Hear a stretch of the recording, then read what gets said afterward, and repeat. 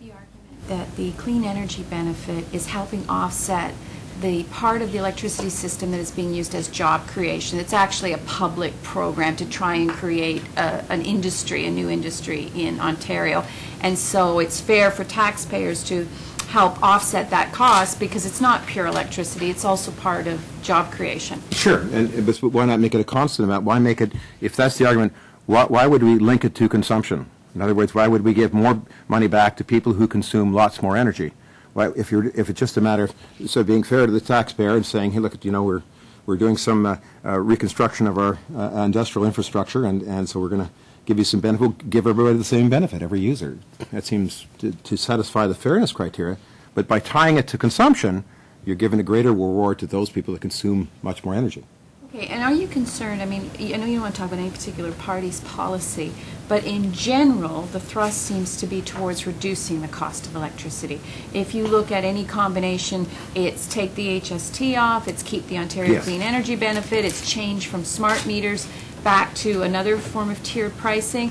It's the mood of the province seems to go very much against what you're proposing here, or the mood of the political world out there right now seems to go Yes. against what you're proposing. That is true. Why are you right? Well, I don't, as I quoted last time, and I don't have to deal with political expediency in my job. I have to look at it, analyze, and give the best advice I can and the best analysis I can. I think, you know, one of the things that's confusing here for people is it's like it's the old, used to be an old advertisement of the, you know, when the person's asking the car mechanic, you know, do I have to fix, you know, pay to fix this now? He says, well, no, you don't. You can pay me now and I can fix it, or we don't fix it, you can pay me much more later. And I think that's the discussion we're in this province. Are we going to make the choice that we're going to not fix this electrical system and not, so we get a little cheaper rates in the short term and take our chances in the long term? Or are we going to say, no, we're going to plan for the long term, and this is the pricing that has to occur?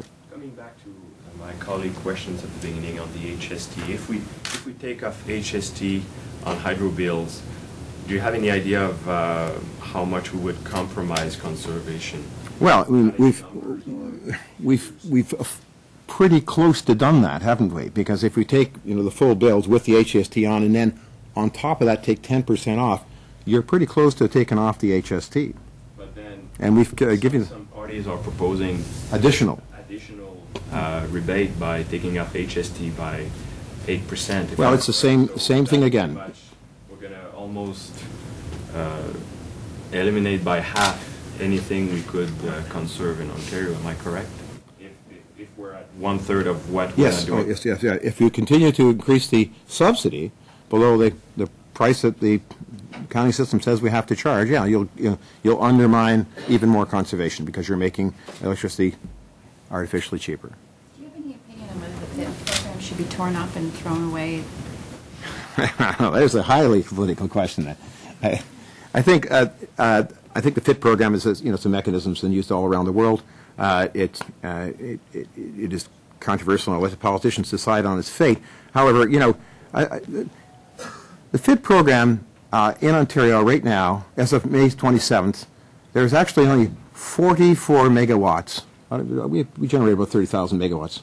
44 megawatts up and running. Now, there's more in the pipe, but there's been an awful lot of discussion about something that's fairly modest so far, I'd say. So we'll let the future work out in its politics. But that's the fog of war I was referring to in my remarks. Commissioner, when you were talking earlier about time of use, you're saying the government is not selling it enough to consumers. What more could they do? Well, I think the whole concept, time of use, is just an important concept. You know, you use what you pay at a price that reflects the value of the commodity. Why wouldn't you? Why do you subsidize people who use excessive amounts at other times? I mean, that's the basic concept, and it moves to, you know, time of use is measured by smart meters, and smart meters are the entry point into a smart grid, which is a much more sophisticated, profound, and stable, and long-term, cheap and affordable energy electricity control system. So, and I don't hear that sales job. I don't hear that messaging, and I think that's, you know, part of the confusion is that.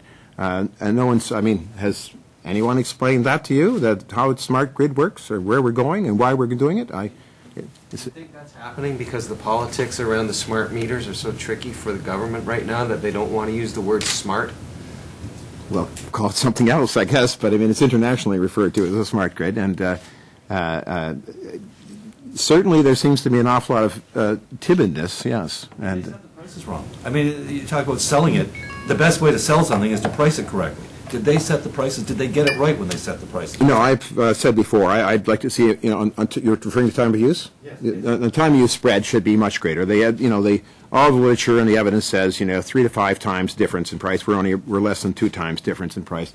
Let me here's a commissioner's idea. When they did this Ontario Clean Energy Benefit, they have a bunch of tax money that they've, put up against pricing. Had they not put it on consumption, suppose they put it on reducing the off-peak to say 2 cents a kilowatt hour or something, they could have had their spread. And then they could have, it would have been a teaching opportunity or an educational opportunity for the public, a 5-year time span when the spread was large and the rewards of conserving or shifting your energy consumption would have been substantial.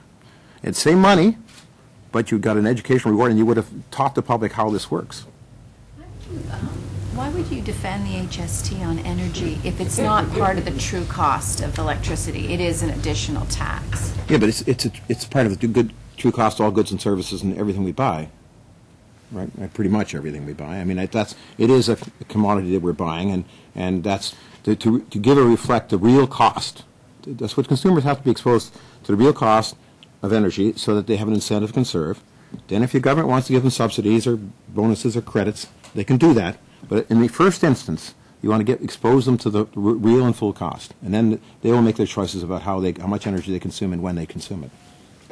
Electricity is an essential. It's something that everyone has to have, and to charge the HST, which is a consumption tax for people on fixed incomes, such as seniors, on what a commodity that is an essential of life, especially in parts of this province where they have very long heating season,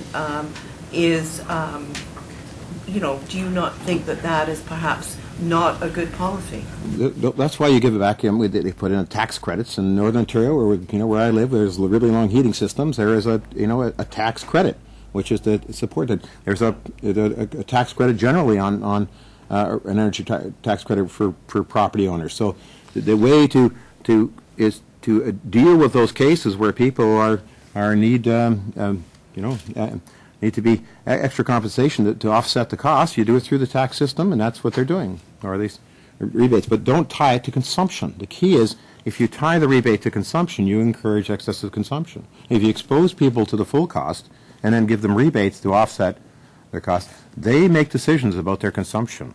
And that's a key step in what we're talking about here in energy conservation.